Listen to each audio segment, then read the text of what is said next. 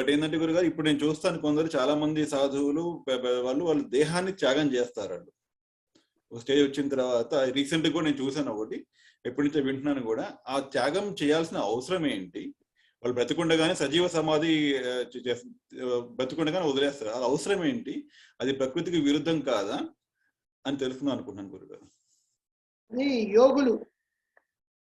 యోగుల్లో కొంతమంది, అది అందరు చేసేది కాదు, యోగుల్లో కొంతమంది మాత్రమే చేస్తారు.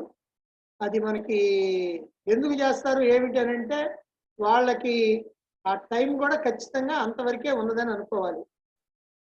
అలాగనే సమాధిలోకి వెళ్ళిన తర్వాత, మీరు చెప్పే సమాధి, ఆ సమాధిలోకి వెళ్ళిన తర్వాత కూడా వాళ్ళు కొంతకాలం జీవించే ఉంటారు.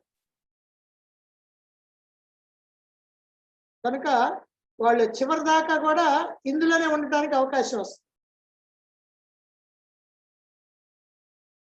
అలా ఉండేటువంటి వాళ్ళు ఉన్నారు. అలా మనకి ఇక్కడ చెప్పుకోవాలంటే వీరబ్రహ్మేంద్ర స్వామి, అలాగనే శిష్యుడు సిద్ధయ్య, ఇక్కడ కర్ణాటక రాఘవేంద్ర స్వామి,